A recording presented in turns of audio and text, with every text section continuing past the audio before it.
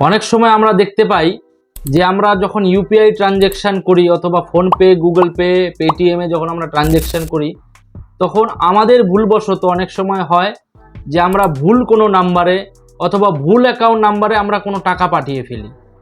তারপর হয় সমস্যার শুরু। এবার আমাদের জানতে হবে যে এই টাকাটা ফেরত পাওয়ার কি কোনো রাস্তা আছে, বা আইনত কোনো আপনাকে কোনো স্টেপ নিতে পারি সেই টাকাটা ফেরত আনার জন্য?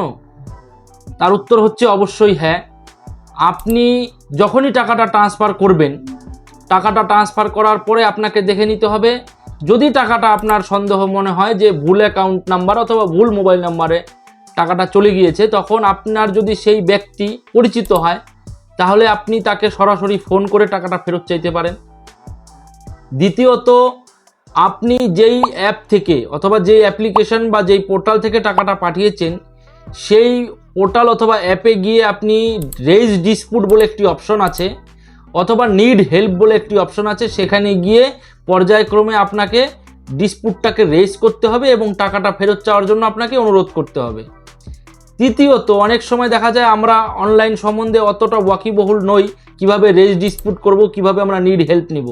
সেক্ষেত্রে আপনাদের সহজ সরল উপায় হচ্ছে, আপনাদের যেই ব্যাংকে অ্যাকাউন্ট খোলা রয়েছে সেইটা হলো আপনার হোম ব্রাঞ্চ। সেই হোম ব্রাঞ্চে গিয়ে অবশ্যই 24 ঘন্টা থেকে 48 ঘন্টার ভেতরে আপনি একটা লিখিত অভিযোগ করে বিবরণ দিয়ে টাকাটা ফেরত চাওয়ার জন্য অনুরোধ করুন।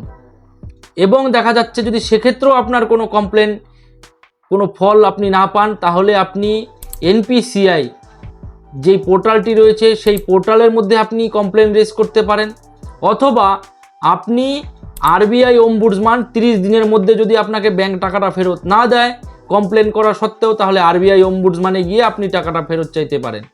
এবং আরও বিশদ জানতে হলে আপনারা কোনো পরিচিত অভিজ্ঞ আইনজীবীর থেকে পরামর্শ নেবেন। ধন্যবাদ।